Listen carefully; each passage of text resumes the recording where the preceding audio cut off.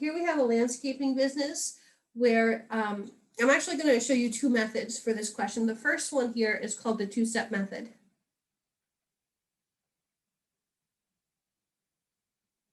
And this is where you start with the $25,000 of income.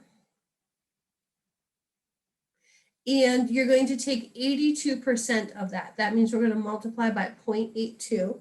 And this is how much money the landscaper had to spend to complete the job.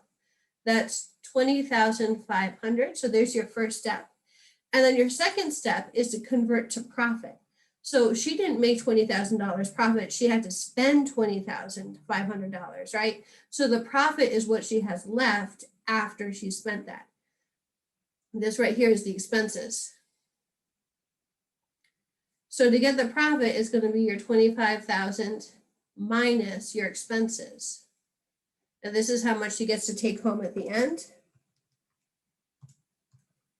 That's $4,500. And so the answer is A. There we got it with the two-step method. I also want to show you how to do this with a one-step method.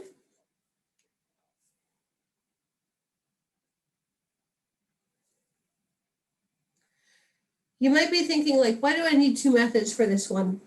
The reason is on question number 3, the two-step method is just fine. But the SAT likes to design questions that force you to use the one-step method.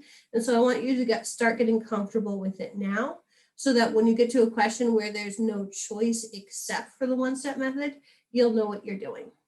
So the one-step method is going to utilize decreasing by a percent, right? So we're going to start with that $25,000, but we're not going to think about how much she spends. We're going to think about how much she keeps. And so we're going to use this idea of 1 minus R. In this case, R is the decimal form of 82%. So R equals 0.82. And sometimes it's called the complement, 1 minus R, 1 minus 0.82. That's going to be 0.18.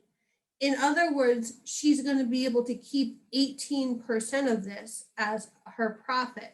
So you know that 1 minus what she spent is going to be the percentage in decimal form that she's able to keep, or her profit. So then in our one step here is to use the 25,000, multiply it by 0.18 or 18%. And again, we get 4,500. We did it with just one step in our calculator instead of the two. And I just want to make sure that you understand that both of these ways would work. You'll get the same answer either way.